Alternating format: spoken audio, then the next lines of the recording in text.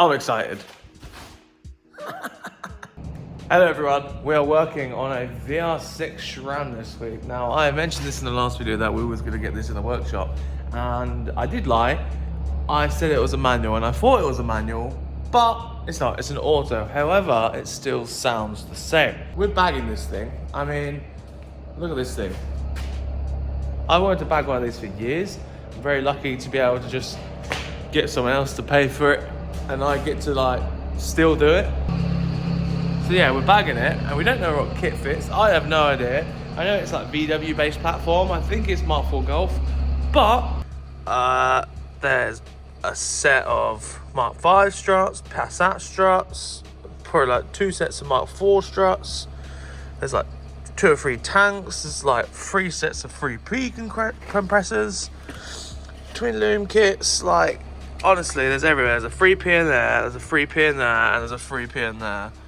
And we've also got a bunch of rear bags as well. Look at this. We've got the options of many things.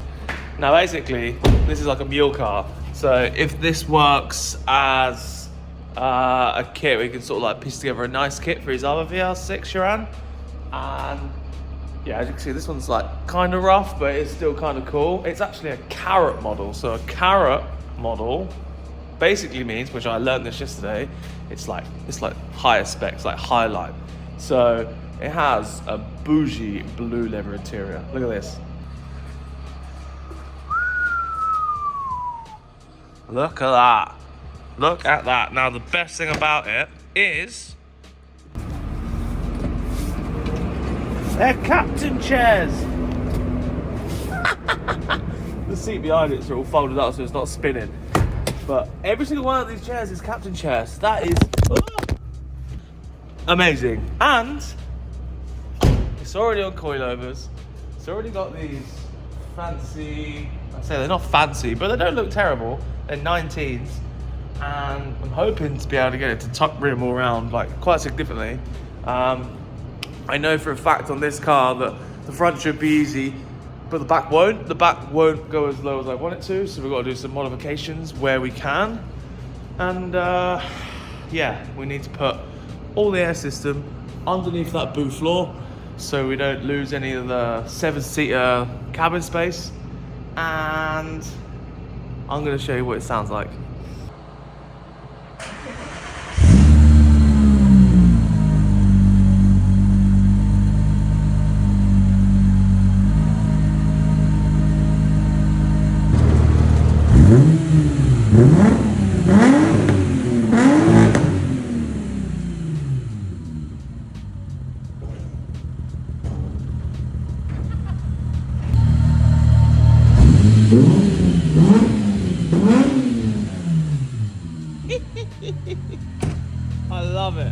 I love it. Right, let's get to bagging this car. So yeah, this is a 3P kit, this is a 3P kit, this is a 3P kit. We're gonna probably use a bit of this, a bit of that, put dual compressors on it if we've got enough room. One of these tanks has got to go underneath the boot area. All these golf bags, and these ones are the Mark IV ones, and I'm gonna use those. As for the front struts, we've got a few here. They're all different lengths and whatnot. Passat, Mark IV, Passat, Mark V. Like there's shit top mounts on this and good top mounts on this one, and then these ones are shorter, and this is blah, blah, blah. But these ones are probably the ones I'm going to use. They're Mark IV Golf airlift struts with the adjustable top mounts. I'm hoping I can use these on the Passat, and they've got leader lines, so we should be able to use these. And they've also got 3/8 fittings on there, so hopefully I can use that. I might have to like obviously take it all apart, re-PTFE everything, maybe get some new fittings here and there, but that's the grand scheme of things anyway. So moving on to the back. This is where I know where the problem is, because they sit like this when you air them out, and I've seen people do it, and I don't want this car to do it, and I've never worked on one, so I'm just figuring it out as I go along. Control arm bolts to the subframe. Obviously that goes along there, and that whole arm goes up and bolts onto there. So that is the wheel bearing. That spins around with that bolt. I can't really put any drop plates or anything on it. We've got to put a bag in here, and I've already taken this one apart, and straight away I can see we need to cut this little nubbin off here, and then that nubbin off there. And if we jack it up, we can see how much it's going to air out now without the bag in, and see where our restrictions are. And I can see why these cars don't really go low straight away. So that is obviously as far as the car will allow you to go. I've taken the anti-roll bar off for now.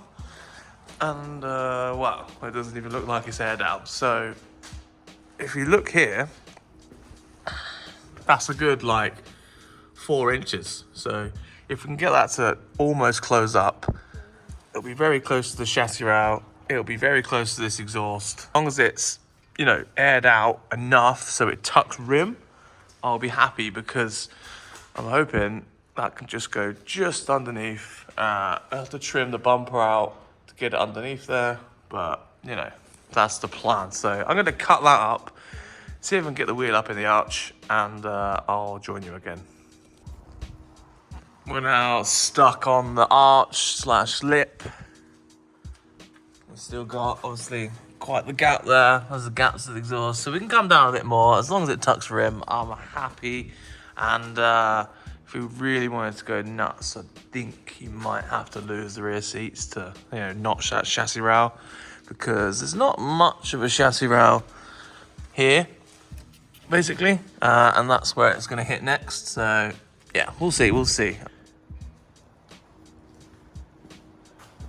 It's tucking rim. No, it's close. I have to trim all the bumper out, roll the arches. All the paint's cracked, I know, but it's old and it's probably been resprayed as well, because the way it came off, it was like peeled off. And obviously you've seen all the lacquer on the front of the car, and everywhere else it's all failed. So maybe this quarter's had paint as well. So yeah, it's very, very tight all the way around. Obviously the axle goes forward like that. And yeah, that's tucking rim now. And we've also managed to squeeze a bag in there. So, you know, it's a bit deformed. That was literally just placed in there. I didn't actually put anything else in there. That's like not located, so it's pushed itself forward. So I need to locate it in the bottom or the top or both. And yeah, we can use these Mark IV bags in there. And that is the rear situated. To get this car like properly low, you'd have to do some serious modifications like everywhere. So I think tucking rim all round on these 19s is the best that we're gonna get without serious modification. And I mean like literally like raising all the chassis and stuff. So for now, that'll do, but maybe in future, go nuts with it. Main problem is, like, obviously the shock will then hit all the chassis up here, so you have to raise the chassis back here all the way along to like here, raise all that up really high. You'd probably want to raise the subframe at the same time, because, well, the arm's literally like this, and if you raise it up, the arm won't be like that, you know what I mean? Right, a little bit of progress. Got the grabber text out now. I just want to show you what I got delivered the other day. So, cut to the other day. Now, you've all heard this little compressor here kicking in quite a lot in my videos in the past. Now, I was lent this by my good friend Matt. Matt lent me this, I don't know, like a year ago. And, you know, it does the job, but it's just not that powerful. We've got a new one. Look at this. Now, I got delivery of this last week and I've been itching to get it open, but I just wanted to film it as I did so. This one here is a 50-litre tank and this is a 100-litre tank. So this is literally double the size of that one. It's a belt-driven tank. It runs a 14 CFM. This one only runs a 9 CFM. CFM is like how much air it's actually giving you, basically. So it's good. It's sort of like the minimum of what you need for painting is like 14. So this is going to be good, and we'll be able to paint the Prelude with this compressor. So I'm super stoked about that. Let's get this thing open.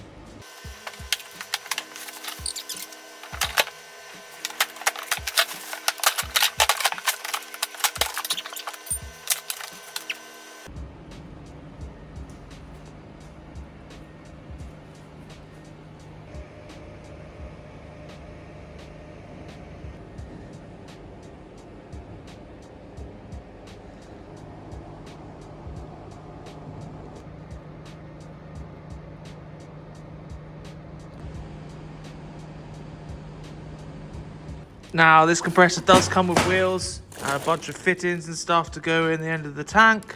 I will not be putting the wheels on it because that's just going to live underneath my bench just here.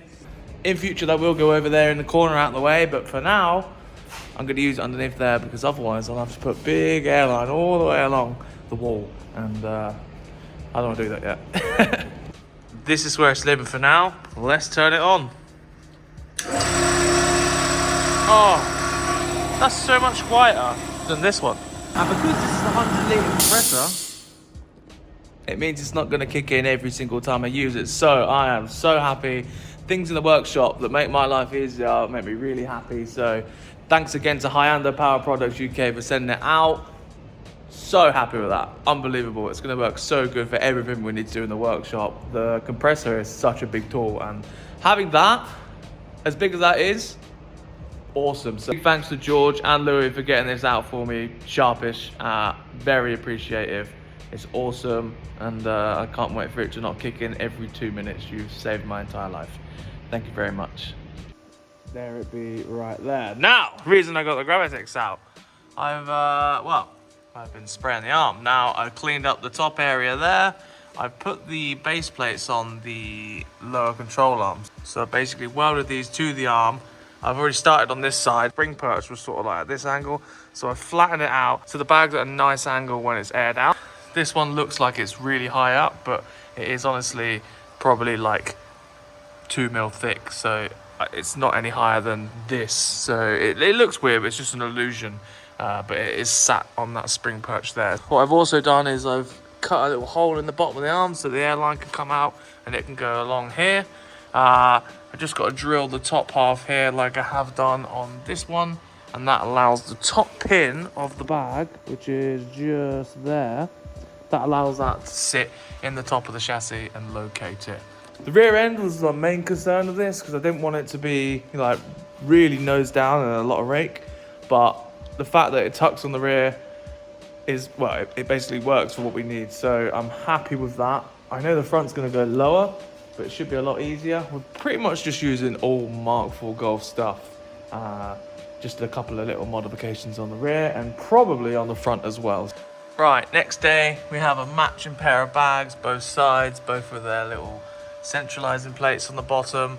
What I have noticed is that these shocks are a little long. I'm hoping once the bag is inflated, it's actually going to keep itself up in there in that little pin.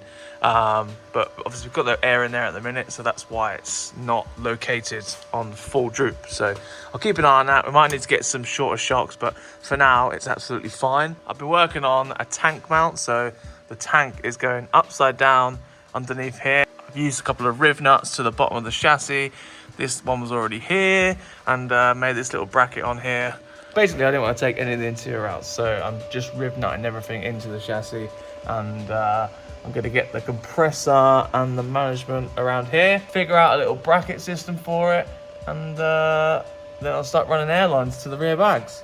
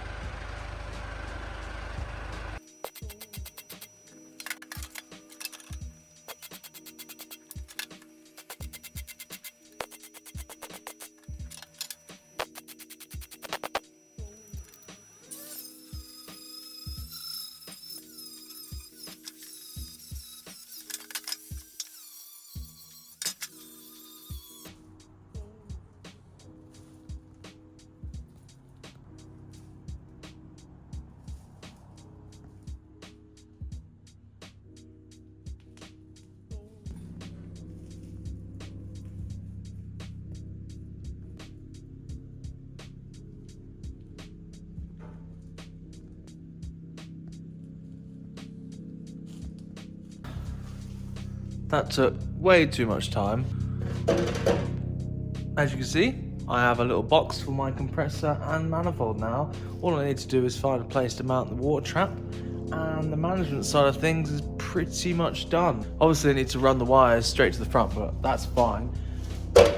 Made this out of 1.5mm sheet. I probably should have folded it, if I'm honest, and saved myself a lot of welding, but I didn't do that because my folder's over there on the shelf and I hardly use it, and I didn't think about it until I was mounting it, because I didn't put the back bit on until last. I wasn't actually going to do it, and then I've mounted it on there and I thought, it's going to probably need a brace in the middle, and then I thought, well, I'll do the whole thing while I'm here. So I just figure things out as I go, and this is what we come up with. Obviously I'm going to paint this tomorrow at some point. Not doing it now because it's absolutely freezing and it'll probably go weird. And yeah, join me in a minute. Next day, so got this painted, that's dry now. Just working on getting the front struts in, and run into a little problem which I've overcome straight away. Number one was these top mounts. I'll show you a picture here. They were rusted solid, and I managed to just burn those out with a blowtorch to, destroy all the nylock and just unthread it. Luckily enough, because if not, that wouldn't have come out very easily. So next up, I've taken the anti-roll bar out, which is down there. We don't need that. That's going to be a hindrance to us, so that's good. The problem we have, which I've already overcome, is this is the top mount that came on the strut here. Now, if we was to just drill these holes here, that would be a problem, because this is obviously the original top mount for the car. And what you can't see here, and it's underneath the bonnet, is that the taper that this receives, this original top mount, obviously it comes out to around sort of here. So if I drill these 3 studs into the top mount of the car, then these are not going to be on a flat surface. So we need the diameter of the overall stud PCD to be wider. And I have these laying around, which I don't know what they're from, but as you'll be able to see, it's a lot wider because they literally fit within this one. So yeah, I'm going to fit these. These fit straight onto there because the camber adjustment is actually a sort of industry standard. And on top of that, they will lower the car like 5mm as well. So yeah, it's a win-win. Like so. Prime them, paint them, get the strut in, jobs are good. Get into that back bolt underneath there. Bit of a pain, but we're in. And we're gonna have some camber on the front of here. Nice. Right, struts in. We'll be able to see now if we need a chassis notch. Basically just jack it up off the ground, and I'm hoping it clears, so we'll be able to see when the bag's fully compressed, and then we'll be able to see if the drive shaft is going to need to be notched.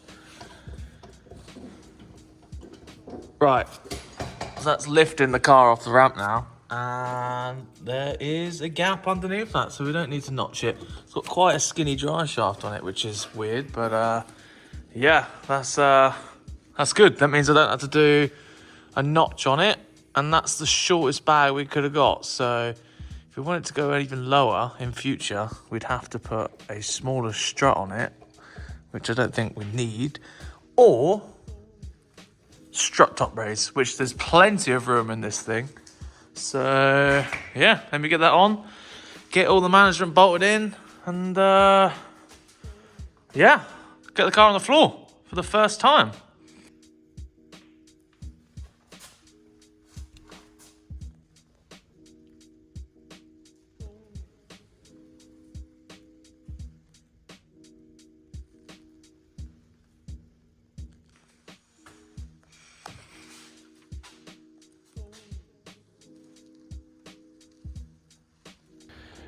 Alright, I'm going to have to end it here. Management's nearly done. I'm missing a couple of extra fittings that are going to stop me from getting this thing on the floor today. So I'm gonna have to cut this here. I'll obviously do an updated video of this car when it's on the floor, and we'll go for a drive and whatnot. Yeah, it's been fun. It's been fun. It's very close, and I'm excited to see what it looks like. And I'm sure someone out there is using this as information to bag their own Sharan at one point. So yeah, Mark IV Golf kit, pretty much bolt straight on with some modifications. But if you're watching this as an actual like guide into doing it yourself, wait until the next video because there's still problems yet to surface. Like, I don't know if it's gonna like not raise up high enough on the front or something like that. I'm sure it'll be fine, but stay tuned to the next video. It'll be back on the floor. We'll go out for a drive, see what it's like, get some flybys maybe. I think it'll be funny. And yeah, also before I go, this compressor, what a beast, what a beast. I've been using that all week since I got it, and it's transformed everything. Like, I got so much more power in all the tools, and it don't kick in all the time. It's brilliant, it's brilliant. So I'm super happy. Like I say, link in the description, have a look at all the other stuff they got on the website, because you don't realize how much stuff Hyundai actually makes. They make a ton of stuff, including lawnmowers. So yeah, I didn't know they started making lawnmowers, but yeah, there you go. Go check out the website for me. It'd be greatly appreciated. Once again, thank you to Hyundai Power Products UK for sending me this compressor. Very much appreciated. Now on that note, I'm gonna have to end the video here. This is a Thursday evening. It's actually about 7 o'clock right now, and it's still freezing, as you can tell. But I've been trying to get this done for the video, but it's just taking a little bit longer than I thought it was, and I'm missing a few bits and bobs which I didn't realize until right now. So thanks for watching, as usual. There's a lot of people that watch the videos but don't subscribe, so I rarely tell you to subscribe, but subscribe, because nearly at 10k, and that's pretty decent. That's pretty decent. Hopefully by the end of the year we're at 20k, but you know, got 365 days for that. Yeah, so yeah, thank you very much. Goodbye.